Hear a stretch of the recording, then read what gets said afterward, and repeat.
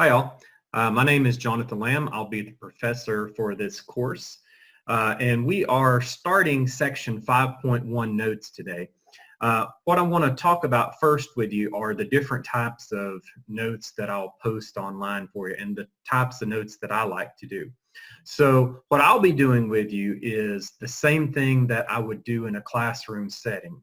Typically when I teach in the classroom, I write on the document camera and discuss what I'm doing as I do that.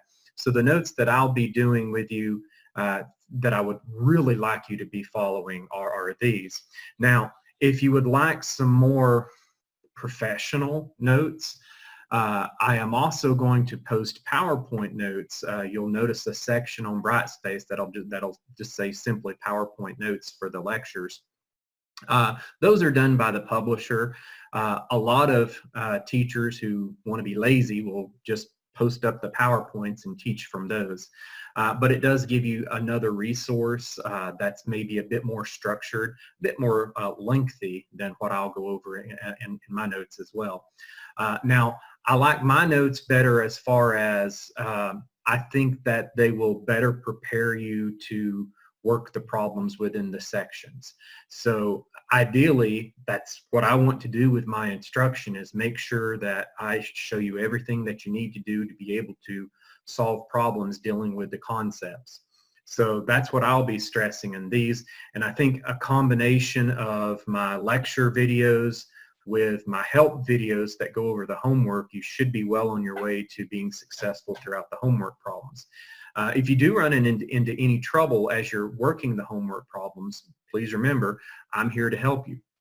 So you just have to let me know what section you have a question on, what that question is. I'll be glad to help you. But remember, I can't help vague questions if you're just saying, I'm stuck on number 10.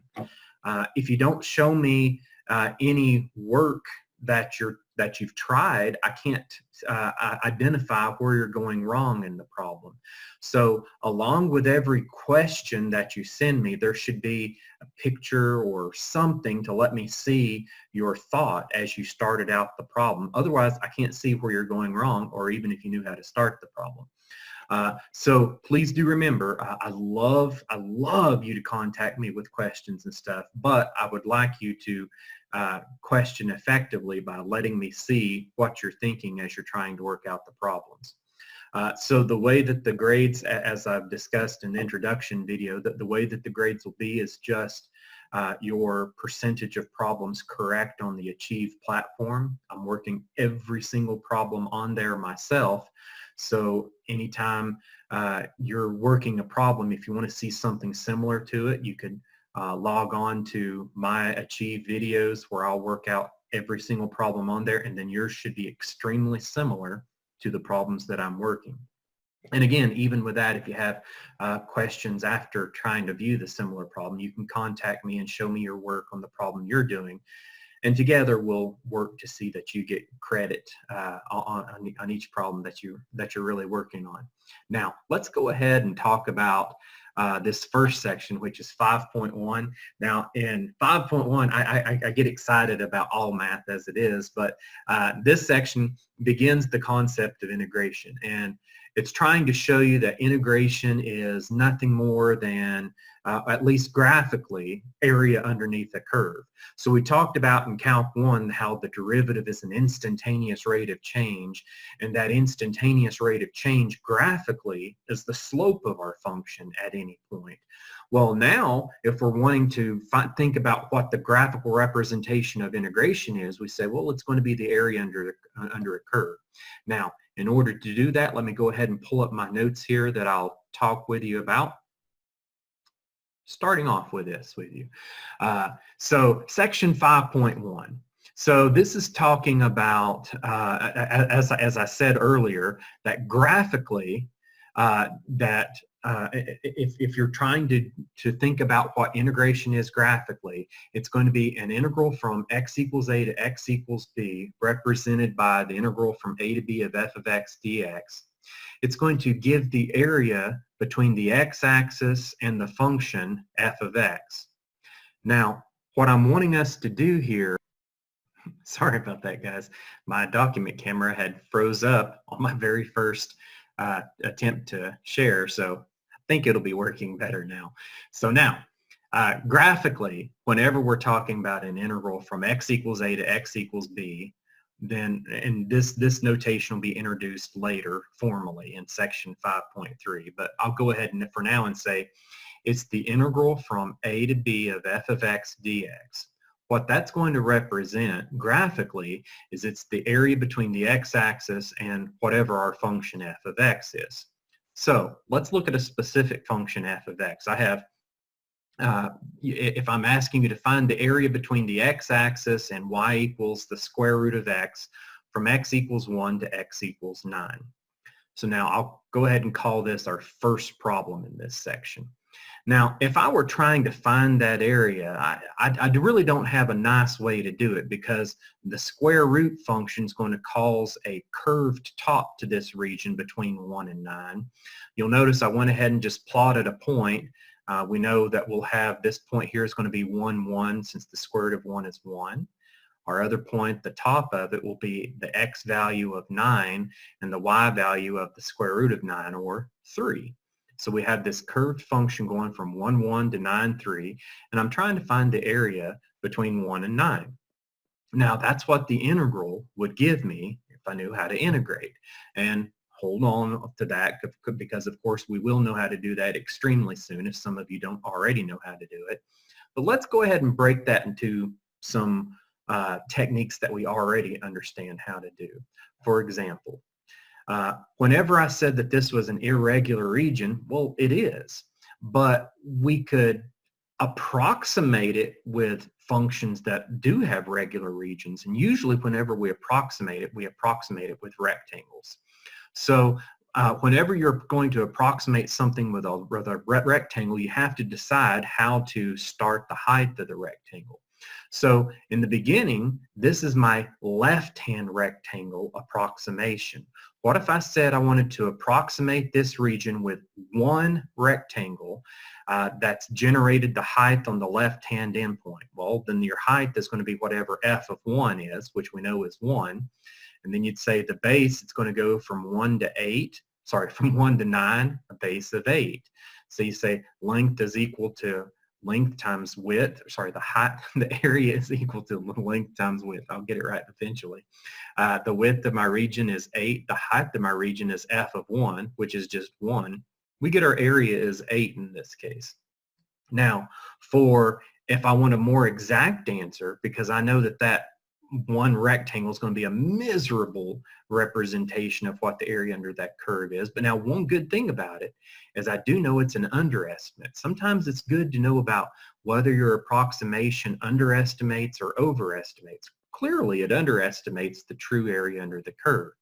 Well, if I wanted to improve upon that, then just increase the number of rectangular approximations.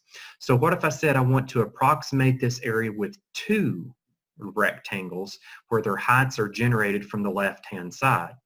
And so then the width of each rectangle, we have to cover a span of 8 numbers with 2 rectangles. So you can say, well, 8 divided by 2, each one's going to have a width of 4. Your first one's going to go from 1 to 5. Your second one will go from 5 to 9. The height of the first one would be f of 1. The height of the second one, f of 5. Now, whenever we say f of 1 and f of 5, we know what that means. You're just plugging it into your function, square root of 1 and square root of 5. That's where the 1 plus 5 that comes from down here. So now notice, instead of going in and saying, well, I'm going to find the area of each rectangle individually and say, well, length times width, why not just go ahead and say they have a common width of 4 times the summation of heights? In this case, 4 times 1 plus the root of 5. Went ahead and went to my calculator to get the 12.944 there. Now, I can again see that that's an underestimation, and I wanted to get a better approximation. So I said, well, what if I do 4 rectangles this time? If I do 4 rectangles, I can see that the base of each rectangle, you have to cover the spans of numbers from 1 to 9, so a spans of 8 different numbers with 4 rectangles. Clearly, the change of x, the base of each rectangle approximation, is going to be a width of 2. So I'll say I'll take that common width of 2 times the summation of heights. Well, the summation of heights here, the height of the first rectangle, f of 1. F of 3 is the second one, f of 5 is the third one, and f of 7 is the fourth one. Now, when you put those into our function being just the square root of x, we have the square root of 1, square root of 3, square root of 5, and square root of 7. When I take that common width times those heights, I get that the area now is going to be 15.228. Now, this is pretty good answer, but again, if I said, is the true area between 1 and 9 underneath the square root of x function, is it greater than or less than that? Well, it's greater than. You can tell I'm missing all of these little regions right here. Now, that's what I'm trying to explain down here. I said the left-hand rectangle rule, this L sub n, so I have L sub 1, L sub 2, L sub 4. I'm saying L sub n, it's going to eventually give the exact answer as n approaches infinity.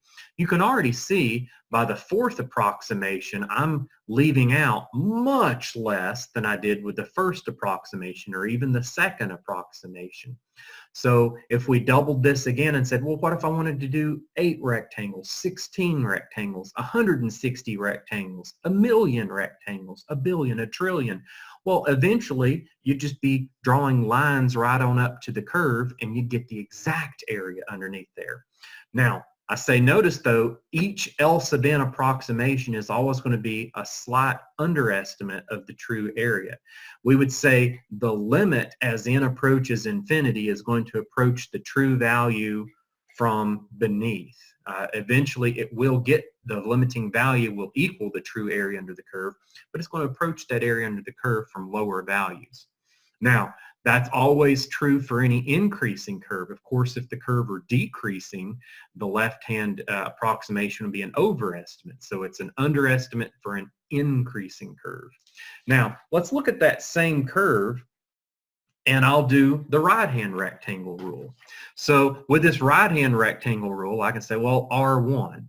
I would use the right-hand endpoint, which is going to be at x equals 9. Well, my height is going to be f of 9, which is 3. So the area under that rectangle would be 8 times the square root of 9, which is 3. I get 24. Now again, just like I did last time, I know that 24, since I'm doing the right-hand rectangle, that's going to be an overestimate of the area under the curve. We have all of this region that's not part of the answer that we want. So I can say, well, how bad of an overestimate is that? Let's try to get a more exact approximation. So I split it up and I say, well, what if you did the right-hand rectangle rule with 2 rectangles? So in that case, I went in and I said, well, my first rectangle would go from 1 to 5, would have a height at 5. My second one would go from 5 to 9 and would have a height at 9. So my rectangle areas would be the common base of 4 times the height, f of 5 plus f of 9. That's just the square root of 5 plus 3. When I take a 4 times the sum of those heights, then my area of these 2 rectangular regions would be 20.944. And again, I know that that answer is going to be an overestimate versus what the true area under the curve is supposed to be. Now in this last one, I went ahead and said, and this is where my drawing ability got a little sloppy, I said, well, what if I draw 4 rectangles in there? Okay, so I know that my common base would be 2 because I'd be saying 9 minus 1 divided by 4. I get 8 over 4, common width of 2. My first rectangle goes from 1 to 3. Its height is determined at 3. The second one goes from 3 to 5 with a height of f of 5. The third one goes from 5 to 7 with its height at 7. And then the fourth one goes from 7 to 9 with its height determined at 9. That's where this equation comes from. All of these functions, f of 3, f of 5, f of 7, remember, we're just plugging it into the square root function. That's the f value there. So we get the root of 3, root of 5, root of 7, and of course the root of 9 is 3. 2 times the summation of those heights gave me 19.228. Now, I already know that 19.228 is a slight overestimate. Well, I also knew that 15.228 would be a slight underestimate. I can already pretty much say, I bet my true area under the curve is approximately probably right in the middle of those, maybe 17.228. Now that's not going to be exactly true, but probably pretty close. Now, R sub n is going to give an exact answer as you keep on putting more and more rectangles in there. So it's just sheer effort and will this way. If you want to get a great answer, you're just going to have to break it up into more and more rectangles. Now, in any time the curve is increasing, the right-hand rectangle rule is always going to give you an overestimate because you're always going to have these regions that are more than the area that you're trying to find. So we're always going to have an overestimate of the true area under the curve in this case. Now, I kind of like the left-hand and right-hand rectangle rules because it's comforting to know whether something is an underestimate or whether something is an overestimate. However, if you just want a better guess, the midpoint rule probably gives you the best guess. The problem with the midpoint rule is you have no clue as to whether your guess is going to be greater than or less than the actual area's value. So if I did this exact same problem with the midpoint rule with 1 rectangle, 2 rectangles, and 4 rectangles, look what you'd have. If I said, let's just use 1 rectangle, but we're going to use the midpoint of that rectangle to determine its height. Well, then the base goes all the way from 1 to 9. Its height is going to be at f of 5. And so you'd say, well, base times height, 8 times f of 5. That's going to be 8 on the root of 5, which gives me approximately 17.889. Now, if I say, well, okay, what if I want the midpoint rule, but I want to break it up into 2 rectangles? Then you'd say then the base of each rectangle is still going to be 4 because it'd be 8 divided by 2 rectangles for a base of 4. That's where this comes from. And so you know your first rectangle goes from 1 to 5. Your second one goes from 5 to 9. This time, though, you say my height is not determined by 1 like the left hand would be. It's not determined by 5 like the right hand rectangle would be. It's determined by the midpoint in between. It's going to be f of 3. And my second one's going to be f of 7. So when I do the 4 times those two heights, the root of 3 plus the root of 7, I'm getting 17.511. Again, I don't know if that's an overestimate or an underestimate of the true area of the curve. The last one here, where I do the midpoint rectangles with 4 rectangles in there, and then you can say, okay, you're breaking your region up from 1 to 9, and you're breaking it up into 4 rectangles. So the width of each rectangle is going to be 2. But then we're not using either the left or right-hand side of each rectangle to determine its height. We're using the midpoint. So that first rectangle that goes from 1 to 3, the height that we're using for that rectangle is f of 2. Similarly, but the rectangle between 3 and 5, its height is going to be f of 4. The rectangle between 5 and 7, its height is going to be f of 6. And between 7 and 9, we'll use the height of f of 8. That's where this equation comes from. So now I can say the midpoint rule with 4 subdivisions is going to give me 2 times the square root of 2 plus 2 plus the root of 6 plus the root of 8, getting 17.384. Now, I went ahead down here just for fun. You don't have to worry about this yet. Some of you have probably already seen this. Some calculus classes get into it, some don't. I wanted to go ahead and show that these midpoint rules, right-hand and left-hand rectangle rules, all do get very, very close to the exact answer. So I can say, again, the midpoint rule, it's going to give the exact answer as those number of rectangles approach infinity. Now, I'll say as n approaches infinity, it's irrelevant whether you use the left-hand rule, the midpoint rule, or the right-hand rule. Completely irrelevant. They all give you the exact answer of the integral from 1 to 9 of the square root of x dx. Now, this integral notation, what it literally means, the reason that the integral sign looks like an S for sum is it is a sum. What it's literally asking you to do is it's asking you to sum all of, just like these rectangles up here, what's the height of each of these rectangles? Well, it's whatever the x value is put into the square root of x function. So it's the square root of 2, the square root of 4, the square root of 6. Please notice the function that you're trying to find the height of, the square root of x. What's the width of each of those? Well, we call the width up here delta x. It's some change in the x-axis. Well, as delta x goes approaches 0, we just call it dx. So dx is an infinitesimally small change in x. So this is the height and the width of each of our rectangles in there, and we're going to sum that height times the width from where the rectangles would begin to where the rectangles would end from 1 to 9.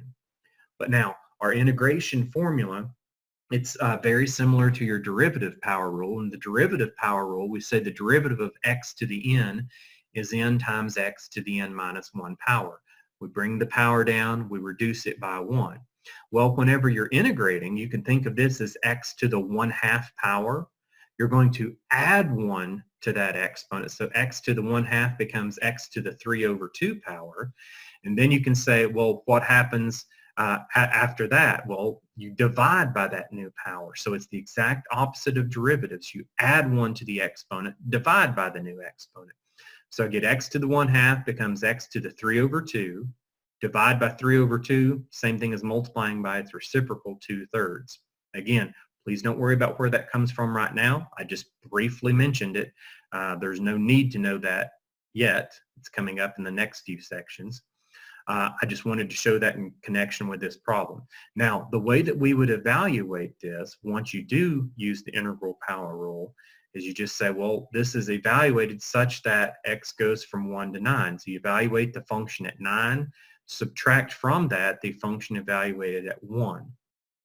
So I know that 2/3 is going to be in common with both of them, so I just brought the 2/3 out in front, and then I said 9 to the 3/2 minus 1 to the 3/2. 9 to the 3/2, that's just the square root of 9 cubed, which is 3 cubed, 27. And then I would get 27 minus 1, 26. So this part's going to give me 26. 2/3 times 26 gave me 52/3, which is 17.3 repeating. So please notice the 17.3 repeating is very close to the approximation that we got with the M4. It would also be very close to the average of the L4 and L5 approximation. That would be 17.228, pretty close. Okay, now let's go ahead and talk about the general case. I've spent a lot of time talking about the finite case where we're putting a finite number of rectangles in there, but then I said that the integral is equal to the case where those number of rectangles approaches infinity.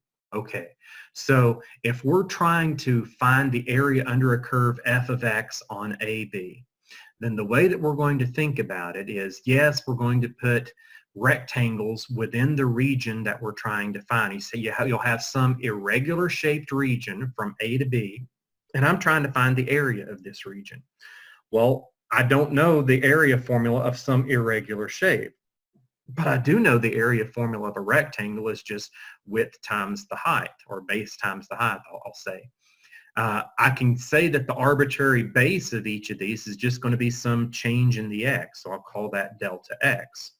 Now, the height, if I can say, well, that very first rectangle I know is going to start at A. If I'm using the right-hand rectangle rule, its height is not going to be f of A. It would be f of A plus delta x, because remember, that very first rectangle is going to have a base of delta x as well. So if you wanted to talk about the height of that first rectangle, you wouldn't say it's f of A, you would say it's f of A plus delta x. That would determine the height of the first rectangle. Okay, so I can say the height of the ith rectangle would be whatever f of A plus, you're going to move I delta x's. For every rectangle that you move, first, second, third, fourth, fifth, you're going to have to add that many delta x's to find the function at that value. So this f of A plus I delta x gives me a formula for the general height of any ith rectangle in there. And again, this is where delta x is just your end point minus your beginning point. divided by the number of subintervals, or the number of rectangles. Now, the left-hand rectangle rule. I was saying up here, if we use the right-hand rectangle, then f of a would never be a height in there. Your very first height would be f of a plus 1 delta x. Well, if you're wanting a left-hand rectangle, you want f of a to be the very first height. And you do not ever want a height of f of b in there. Your last one would be the height of whatever the left-hand side of that rectangle is. In order to ensure that, all you have to do is make sure that you put this inside of a summation and say, let's start at I equals 0. Then your very first rectangle's height would be f of a plus I times 0. It's just going to be f of a. That gives you that left-hand side. Your second one would be f of a plus, when I is 1, plus delta x, to give you that height to create the second rectangle in there, and then so forth. Now, that would give me the height of each of my rectangles in there. The width of them is all delta x. So you see it's the summation of our heights times our widths. And you just say this is going to be from I equals 0 to n minus 1.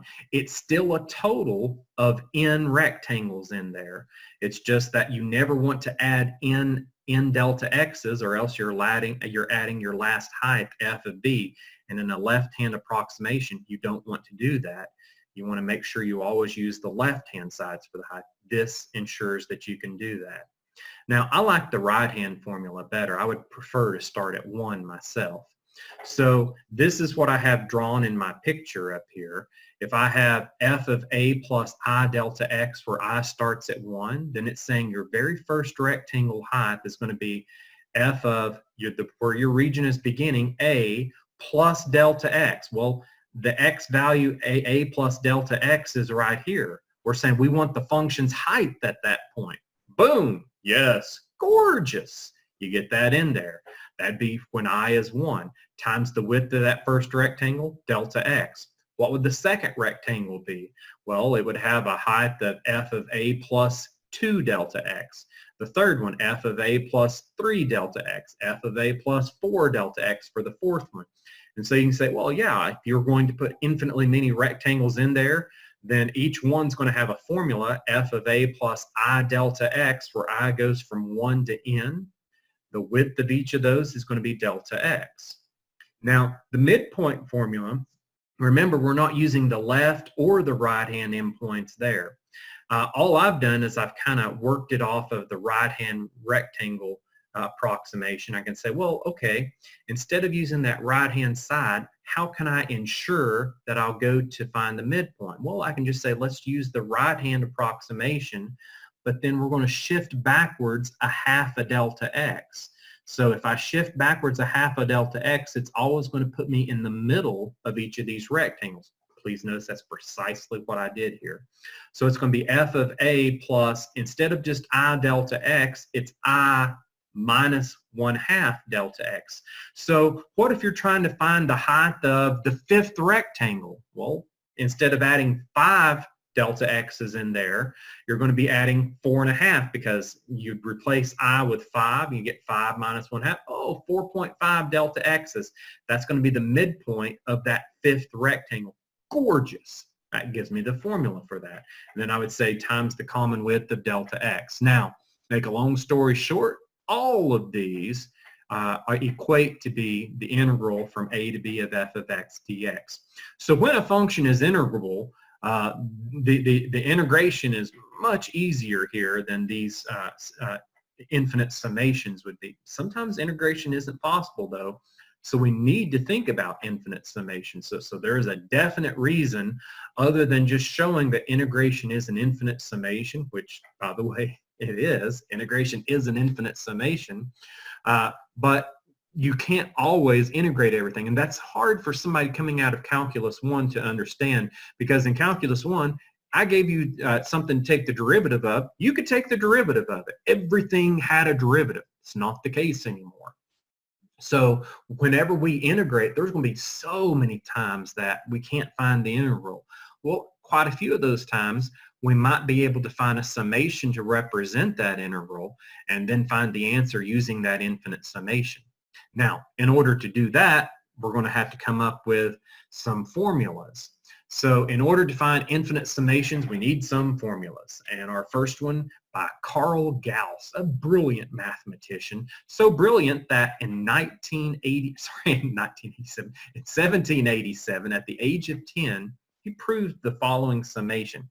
And what I always think is that, and there's a lot of complicated proofs going on around and stuff like that, but to me, anytime you can make a very powerful concept simplistic, that is the power of a good proof. And this is a perfect example of that.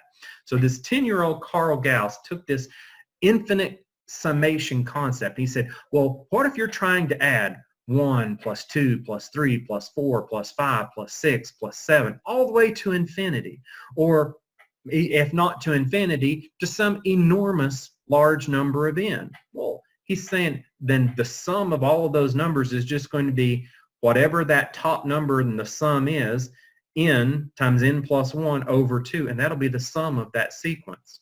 So we now need to try to show that. And this is what Carl Gauss did at age 10.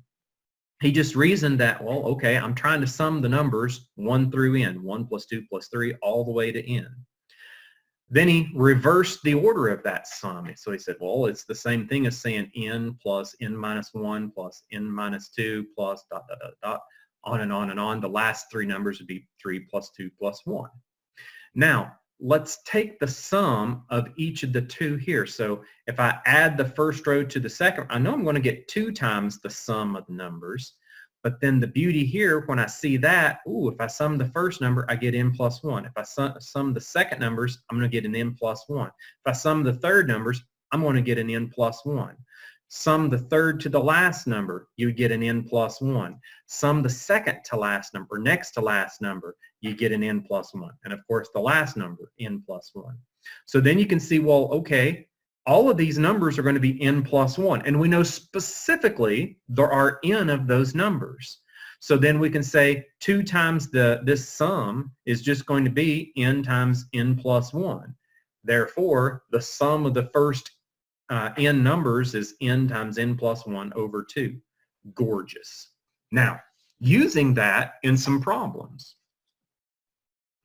Before I use it in some problems, I'll go back and say the sum of the first n numbers, where I is 1, 2, 3, 4, 5, 6, 7, 1 plus 2 plus 3 plus 4 plus 5, all the way up to some number n times n plus 1 over 2. That's what we just proved.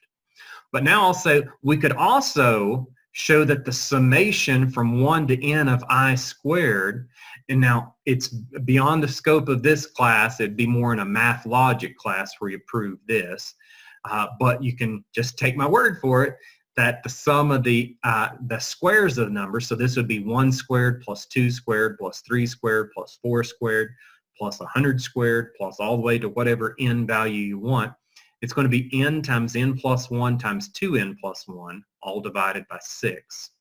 And then lastly, the sum of the first n cubes. If I said 1 cubed plus 2 cubed plus 3 cubed plus 4 cubed plus 5 cubed, it's just going to be n squared times n plus 1 squared over 4. Please note, it's nothing more than the square of the first n terms to the first power. So you say, oh, so if you cube each of those numbers, then you're going to square the answer that you get. It's going to be n squared times n plus 1 squared over 4. Now, working with these summations. If I said something like, hey guys, I want you to find the sum from I equals 1 to 5 of 3. All I want you to understand is that for every value of I, you'd say, well, there's nowhere to plug the I into your summation. Right. So it's always 3. So when I is 1, your answer is 3. When I is 2, your answer is 3. When I is 3, your answer is 3. When I is 4, your answer is 3. When I is 5, your answer is 3. And this summation means we add each of those terms. So you just say, well, this is just telling you that you need to add 3 to itself 5 times, which is going to be 3 times 5. We get our answer of 15. Now, the index, typically I like to use I as an index. The most commonly used index or indices are I, J, and K. Occasionally you might see an M or something in there, but I will almost always stick with I myself. In this next one, though, just to mix it up a bit, I said, well, what if we have the summation from j equals 0 to 5? Please don't let that confuse you. No matter what your index is starting at, your number is just in here. So that whatever j is 0 or whatever value it is, it's irrelevant, because you just say when j is 0, your sum is still 3. Your next term, when j is 1, it's 3. When j is 2, it's 3. So the difference between this and this now, here only had 5 terms of 3. Now I have 6 terms of 3, because 0 and then 1, 2, 3, 4, 5 gives me a total of 6 threes. I just said, well, that sum's going to be 18. What if I did the summation k equals 2 to 4 of k cubed? You said, well, then now for the first time, unlike A and B, I can actually plug the values of k in. I can say when k is 2, I'd have 2 cubed. When k is 3, I'd have 3 cubed. When k is 4, I would have 4 cubed. And then I would just say, okay, and if I need to find the sum of that, I would just say that's going to be 8 plus 27 plus 64. You do that, you get your 99. The next one here, can you have trig functions inside summations? Of course you can. If I have the sum from j equals 3 to 4 of the sine of j pi over 2, this is going to be the sine of 3 pi over 2 plus the sine of 4 pi over 2. We know the sine of 3 pi over 2, that'd be straight down on a unit circle. That'd be -1. We'd be adding that to the sine of 2 pi, which is just 0. So I get -1 plus 0. I get my sum of -1. In my next one, again, I'm doing a summation from 2 to 4. When I is 2, you plug a 2 into your denominator. You get 2 minus 1. You get a denominator of 1.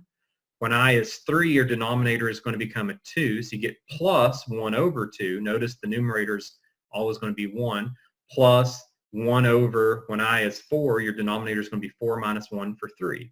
You just get 1 over 1 plus 1 over 2 plus 1 over 3. You can do that on a calculator if you like and get your 11 over 6.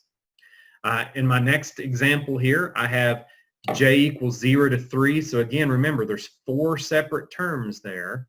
The first term is going to be 3 to the 0. The second term is going to be when j is 1, 3 to the first, then 3 to the second. You're replacing the exponent with j, of course. And then when j is 3, you'll get 3 cubed. That's just going to be 1 plus 3 plus 9 plus 27 for a sum of 40. Now, ones that I see students struggle with more often are what I have down here like in G. Really like it. Please notice your summation formulas all start at 1, no matter which formula it is. So if I ask you the summation starting at any other number other than 1, you have to account for that. So if I say I want the summation from 101 to 200 of J, I don't want you to just sit there and say, well, that's 101 plus 102 plus 103 plus 104 plus 105 all the way to 200. That would take too long. So instead, we use our formulas to our advantage, and we say, well, it's just the sum of the first 200 numbers, which is the summation from 1 to 200 of J, minus the sum of the first 100 numbers. So we want 101 on, so I need to subtract off the first 100 numbers. That's what this is going to do. Now, applying these formulas, so please notice, your formula just says it's going to be whatever that last number times the next number up divided by 2. So when I say, well, how do I find the summation of the first 200 numbers? It's going to be 200 times 201 over 2 minus the summation of the first 100 numbers, n 100 times n plus 1, 101 over 2. Again, put that into your calculator. You should get 15,050 there. Gorgeous stuff. Now, up next, if I ask you to do the reverse of this process and I give you a series of numbers and ask you to put that into a summation, we should be able to do that. For example, if I just say 3 to the 5th plus 4 to the 5th plus 5 to the 5th plus 6 to the 5th, you can see, well, the number that's changing has to become our index. And you can say, well, this is an index from 3 to 6. So it's the summation from I equals 3 to 6. what's happening to I? No matter which term it is, it's raised to the 5th power. So you can say this is just the sum of I to the 5th from I equals 3 to 6. In the next one, if I have numbers inside roots, notice here's the first term, second term, nth term. It's pretty easy to see that, well, okay, I can let this be I equal 1 to n. And then since this is the first term, I can call that I plus I cubed. When I is 2, this would be 2 plus 2 cubed. When I is n, it'd be that one. So this goes from I equals 1 to n of the square root of I plus I cubed. That's what's happening to each of the terms in there. Similarly, in my next one here, if I have e to the, remember, this first one you could have e to the pi over 1. This is plus e to the pi over 2 plus e to the pi over 3, all the way to plus e to the pi over I. So you said, well, first term, second term, third term, nth term. Well, then this is the summation from I equals 1 to n of e to the pi divided by I. And that would give you every single term in that series.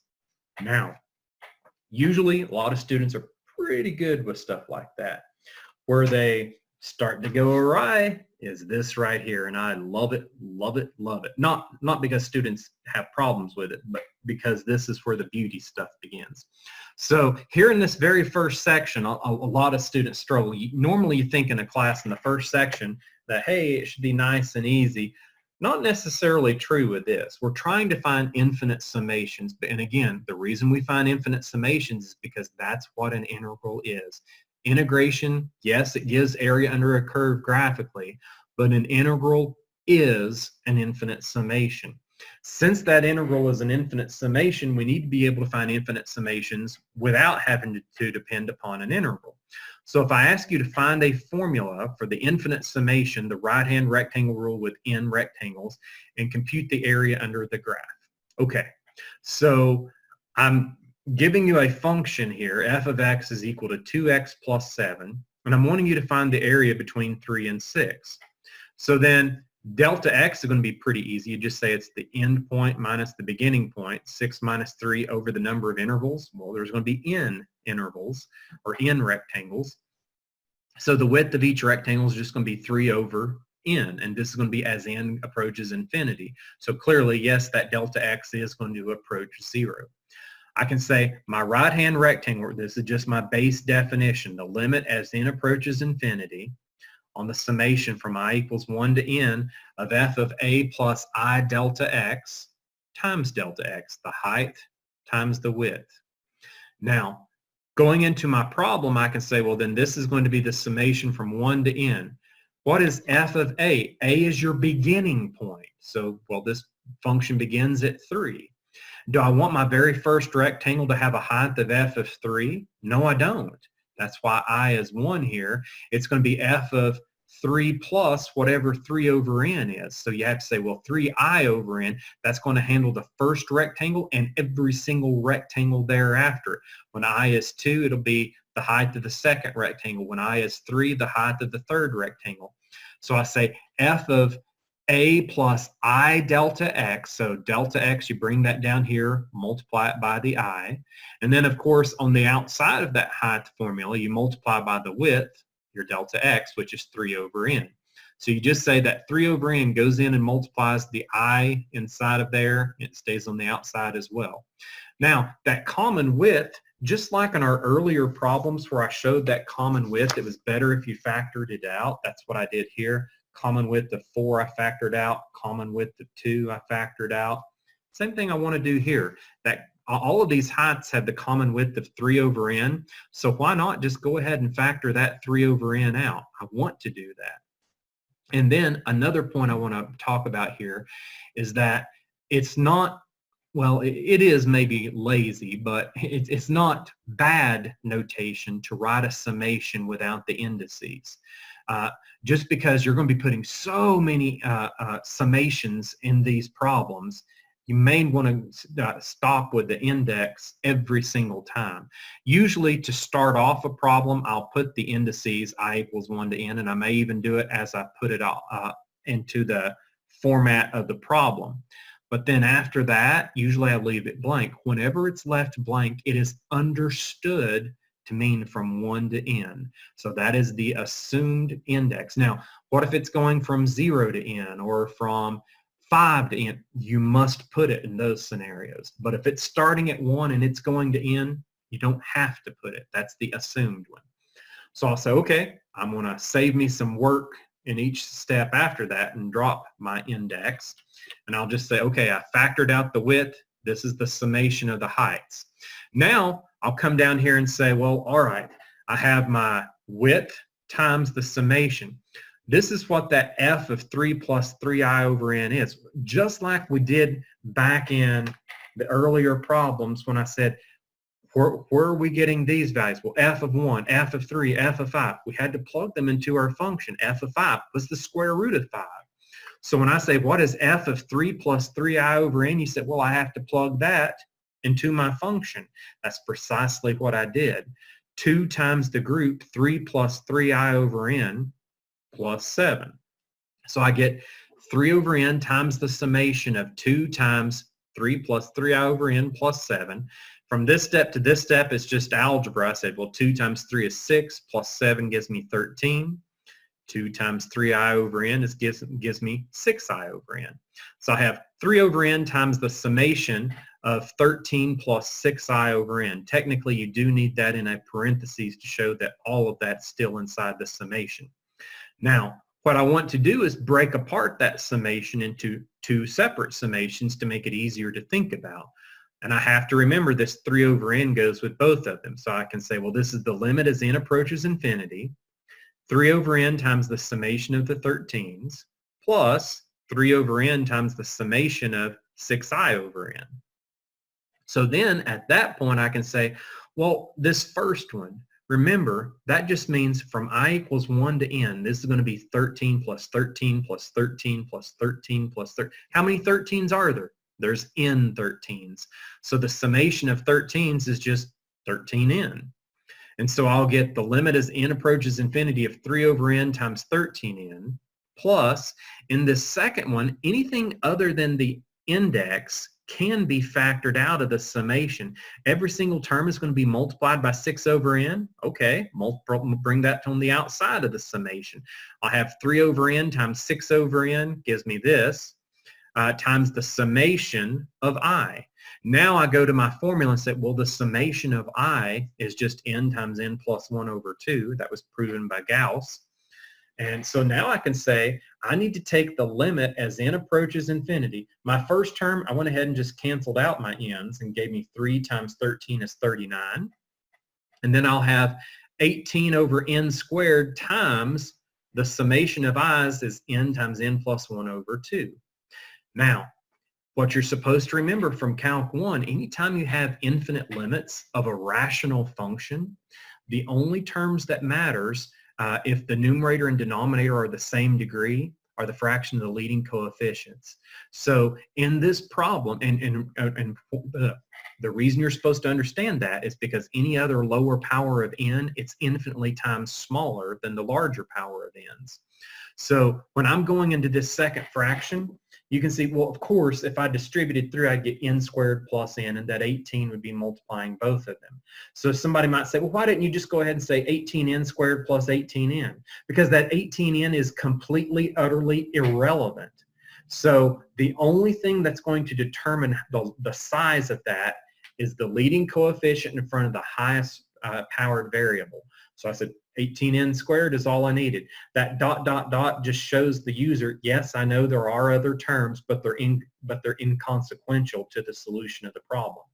My denominator 2n squared, well, if I have that inside of a limit as n goes to infinity, this is just going to be 39 plus, this is going to reduce down to just, since it has a n squared in the numerator and denominator, the limit as n approaches infinity of that is just going to be 18 over 2, which gives me 9. 39 plus 9, I get my 48. Now, up next, for number 5, what if I'm wanting to find the area underneath x squared from -1 to 5? Now, I'll first find a finite area and then an infinite approximation to the area. So my finite approximation to the area, I'll find r sub 3. If I'm trying to find r sub 3 here, I know that delta x is going to be the end point minus the beginning point, 5 minus negative 1. That's covering 6 different x values. You're trying to split it into 3 rectangles, 6 over 3. The width of each rectangle is going to be 2.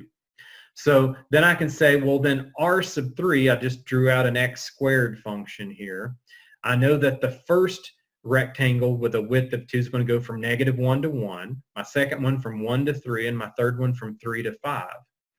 Since I'm using the right-hand rectangle rule, the height of the first one would be f of 1, the height of the second one would be f of 3, and the height of the third one would be f of 5.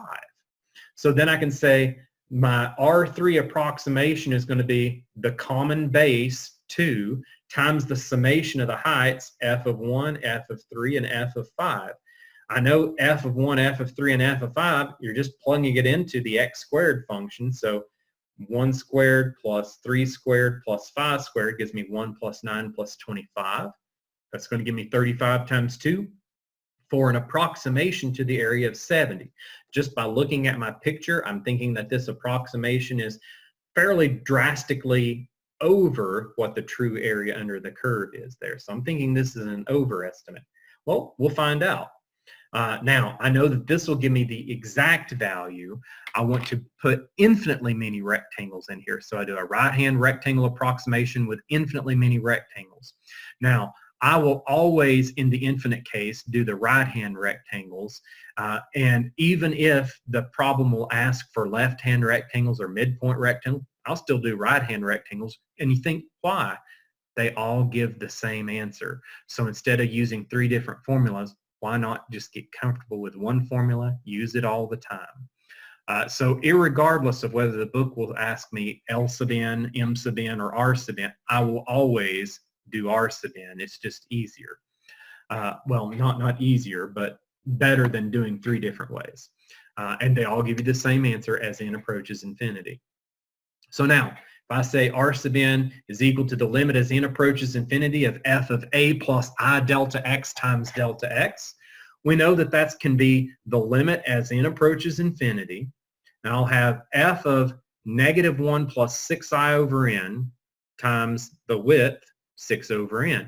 And remember, that width came from the distance from the first to the last. You had to cover 6 different x values, but now we're splitting it with n rectangles instead of 3 rectangles. So the width of each base is going to be 6 over n. So that's why that very first type, it can't be f of negative 1. It has to be f of whatever negative 1 plus 6 over n is going to be equal to. And then each rectangle after that, you're going to have to add another 6 over n to get to it. That's where the 6i over n comes into play. Now, I'll go ahead and factor that common width, 6 over n, out in front. We still have the limit as n approaches infinity, 6 over n, times the summation of the heights. Well, this summation of the heights, f of this, you're just plugging it into your function. That's where the negative 1 plus 6i over n quantity squared comes from. From this step to this step, I just squared that out. Negative 1 plus 6i over n squared is going to give me negative 1 times negative 1 for 1. Would give me minus 6i over n minus 6i over n for a total of minus 12i over n. And then 6i over n quantity squared for 36i squared over n squared. Now I see 3 different terms inside that summation. It'll be easier if you break it into 3 separate summations. That's what I did right here. I said 6 over n times the summation of 1s minus 6 over n times the summation of 12i over n plus 6 over n times the summation of 36i squared over n squared. Now, in each of these 3 separate summations, we can simplify. This first one, very easy. You just say, well, the summation of 1, that's 1 plus 1 plus 1 plus 1 plus 1 n times. So that's why I said the summation of 1 is just n. So I get 6 over n times n. That's going to become 6 in the next step. My second one, I factored that 12 over n out with the 6 over n, and that gave me 72 over n to the second, and I had times the summation of the I. The third one, I factored the 36 over n squared out. 36 times 6 for 216, and of course n times n squared for n cubed, times the summation of the remaining I squared. Now from this step to this step, I'm just using my two formulas. The formula for I is n times n plus 1 over 2. The summation formula for I squared is n times n plus 1 times 2n plus 1 over 6. We have all of this inside of a limit as n approaches infinity. And again, remember, anytime you have a rational expression inside of a limit as n approaches infinity, the only thing that matters are the leading terms inside the numerator and the denominator. That's what I'm showing in this step. This second fraction, it would be a 72n squared over a 2n squared. Yes, I know there's other terms in the numerator, but those terms are of lower power, so they're inconsequential. My next term here, this would multiply to give me 2n cubed plus some other terms of lower n power. 2n cubed times 216 gives me 432n cubed. The terms of lower power of n, irrelevant. That's going to be divided by 6n cubed. And then I can say, okay, now can I simplify this out? Sure. Anytime you have a limit as n approaches infinity, if the degree of the numerator and denominator are the same, you just take the fraction leading coefficient. So I get 6 minus 72 over 2, it's minus 36. And then this last one, again, degree of the numerator and denominator is the same. So you just get 432 over 6 there. When you negative 30 plus 432 over 6 is going to give you 42 there. Absolutely gorgeous stuff. Last problem I want to look at with you. What if I look at one that has an x cubed in there, x cubed plus 2x squared on the interval 0 to 3? You're going to see that the algebra in a problem that starts its area at 0 is going to be considerably easier than the algebra that's in a problem that starts at any other number other than 0. And the reason is because your function, it ends up being very nice. In this case, if you say f of a plus I delta x, we know our delta x in this problem has to be 3 over n. So we're going to go in and say, well, that's going to be f of the starting point, 0, plus 3i over n, the delta x times n, or sorry, the delta x times I, and then times the width delta x, again, 3 over n there. Now, whenever I'm trying to do this, I can say, again, just like always, I'll factor out that common width 3 over n out in front. Becomes the limit as n approaches infinity, 3 over n. Now, times the summation, when you say f of 0 plus 3i over n, instead of like the other problems where you had negative 1, 2, or 3 as your starting, it's just 0 plus the I delta x. So you just get f of 3i over n, which makes that far easier to plug into your function up here. That's what I did in the next step. You get 3i over n cubed plus 2 times 3i over n. Now, keep in mind, what if this started at negative 1? You'd have had negative 1 plus 3i over n cubed, and it's not that so easy to cube out a binomial. You'd probably have to multiply it by itself 3 times. It's not as simple as the first number cubed plus the second number cubed. And then the same thing here, you'd have your negative 1 plus 3i over n squared if it started at negative 1. So the fact that this one started at 0 makes it much nicer algebraically. Allows me to just say, well, I'll cube that first term to get the 27i cubed over n cubed. I'll square it here to get the 9i squared over n squared times 2 gives me 18i squared over n squared. I have all of this inside of a summation, multiplying 3 over n. Then I can come down and say, okay, we have the summation with 2 terms on the inside. Let's make that a summation of two separate summations. The first one, I want to leave the I cubed in. So I'll factor out the 27 over n cubed. That gives me 81 over n to the 4th out in front. Times the summation of I cubed. My second one, I'll have 3 over n times 18 over n squared, which later becomes 54 over n cubed, times the summation of I squareds. From this step to this step, we're just using our formulas. The summation of I cubes, n squared times n plus 1 squared over 4. The summation of I squareds, n times n plus 1 times 2n plus 1 over 6. If we ever had a test, you would be given those on a test.